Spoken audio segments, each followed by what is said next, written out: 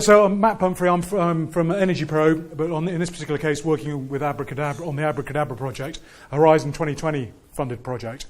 So, why am I presenting to a room full of architects? Well, what this is around, what we're trying to do here is we're trying to collate and understand all these interactions within the built environment in terms of renovation of buildings and how we can try and put some value, which will then hopefully drive things forward. So, I have to admit that when I pulled this together about a week ago, in quite a cool climate back home in the UK, I just dumped a load of words down. So I will rattle through this, so hopefully you can stay awake. So ABRACADABRA's aim, we're looking at trying to understand, and I think this is a real critical point for the sort of built environment, is my background is energy efficiency. So I've been operating big energy performance contracts for very large corporates in my sort of dim and distant past. But one of the keys that is often forgotten about is it's all just active in a stovepipe. There's no interaction between other organisations, other parts of the business. We look at a deployment of LED lighting, for example, and we don't necessarily talk to the O&M contractors, the operational maintenance contractors. So what we're trying to do with this project is bring all these actors together and try and really understand the asset, the value that you can drive from doing sort of deep renovations, sort of driven from an energy efficiency perspective. So you're looking at increased asset value. From a landlord, we're doing some work with in the PBSA, the student accommodation market. For them, this increased rental value and the increased asset value is really critically important. So as a driver, when you're starting to deal with the finance community, who are very risk averse, they want to know where all the risks are, where their returns are in a very clear manner. Once you start driving this through a model, and a clear model that they understand, suddenly they can start engaging and going, right, I understand that now. It comes back to the point that was just made.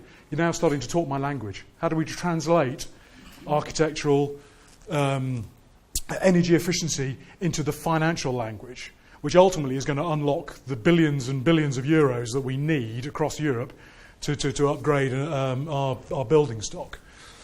So, like I say, I won't go through these in great detail. I'll spare you that, but obviously this is a nighttime reading when you do get this PDF sent to you later on. We know there's a whole host of drivers trying to drive energy efficiency. Indeed, it was announced end of last year. It's sort of been coined the phrase of being Europe's first fuel. So, regardless of what's going on in America and our friendly president over there and his view on climate change, this is something that's gaining momentum. It's something that is unstoppable in my view. And I've been in this sector for 25 years, so when I first started I had nobody to talk to. But now, finally, the wider masses are getting engaged and understanding what this can mean. But what I want to focus on really is from the investor's perspective. Like I've said, really critical, they are a very conservative bunch. They like for somebody else to take all the risk. They'll lend you a bit of money, but I want to make sure I'm going to get my return. And that is the playing field that we're playing on. So, but in order to bring together a model that is going to provide all the information to answer those questions to the investors, we've got a lot of actors, we've got a lot of stakeholders in here. Landlords, building owners, property managers, architects, you're in there. Construction personnel, vendors from the supply chain. But right down at the bottom, probably the most important ones when you're looking at deep renovations, are the finances, investors. So unless we can get all the information from at the top, bring it together in a decent model, and put it in the right narrative and language that the ones at the bottom understand, we're always going to be struggling to drive this market forward. Because traditionally, let's be honest, we're all human. Whatever we might think of financiers, they are human, and they read, especially now, social media, more about, and there's this perception, the long payback periods. What are the risks and returns? And ultimately, if I can go and invest in a load of solar farms or some wind turbines, that's quite a safe and easy thing for me to understand. So I'm going to be more swayed down that road. But we need such a phenomenal amount of investment into this space that it's incumbent on all those stakeholders that I had up there to bring the information together so we can actually educate them and allow them to put resources in place to drive funding into this space. Now,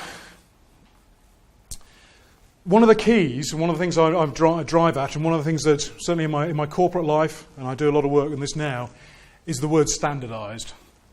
We've got to have a standardised process and a model and a methodology that is very clear for all the stakeholders down that chain, who then can understand what their role is and what information needs to be provided.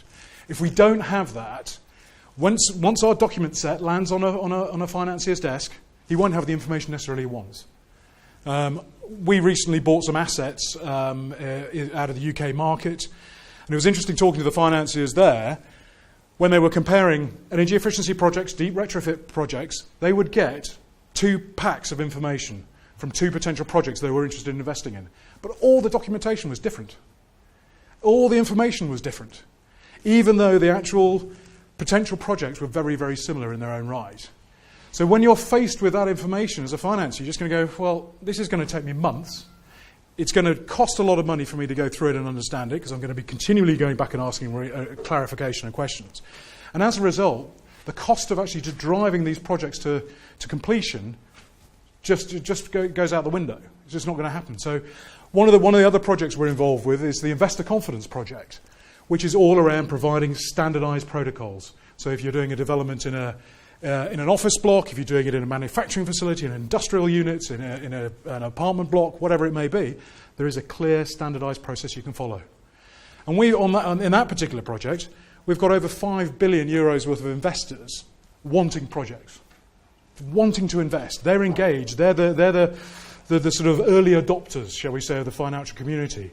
And the problem they have, they just don't have the projects there at the moment.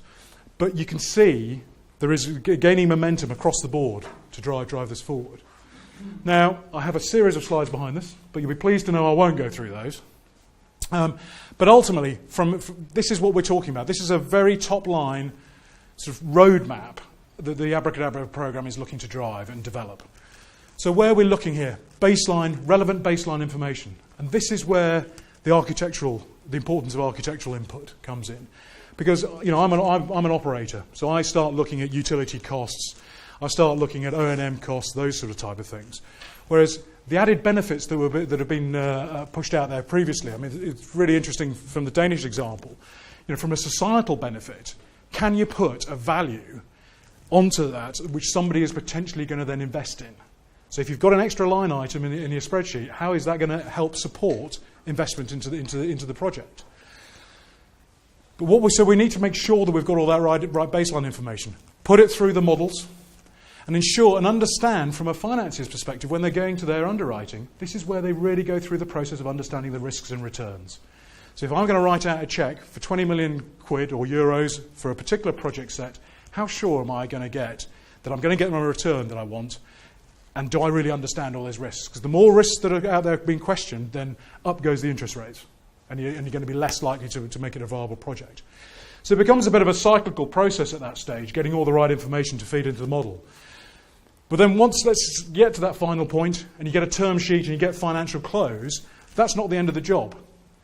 I did a project, or had to correct a project, shall I say, with a very, very large, which you would know, but I won't say, company in the UK, a couple of years ago, where they'd had a massive LED rollout. And then it went to the board room about 6 months later, and they said, right, so brilliant, we've spent, it was just under 10 million quid. We spent 10 million quid on this LED rollout. What's our return been? How much energy have we saved? Oh, right, oh God, hang on a minute. Nobody had put a monitoring system in place. So they didn't know. So it ended up a load of people beetling away, trying to get bills from over 15,000 sites dotted around the UK to then try and work out how much the savings are. So you've got to get that monitoring process, the data. Data has the ability to really disrupt this at the energy market as we stand. But when you look at from a built environment, it's the same. You've got to get the data to understand really how a living and breathing building is going to operate and how you can improve it. It's amazing the number of sites you go into where the design is done to deliver a certain level of savings, but then over time, the operator and the FM or the O&M, do you know what? He really doesn't care because it's not within his contract to necessarily meet certain targets. So the performance of the building just is on a gradual decline. But if you put in a system that is going to give you the information, you can control it, and you can monitor it, and you can make corrections as you move forward. And that then drives into the top right-hand corner, as you're looking at it, the measurement and verification. So this is where the verification comes back to the financiers to understand that actually they are getting the returns that they want.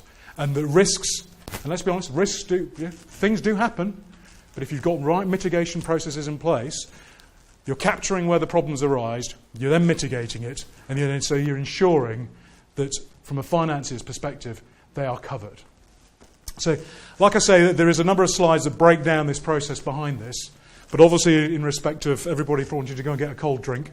Any questions, please? But I think all I would say is really important from that list in the beginning, and this is the first time I've talked to a room full of architects. It's really important to get your feedback and your understanding into this sort of type of project, which can provide the toolkit that's going to allow this market to really grow. So, thank you very much.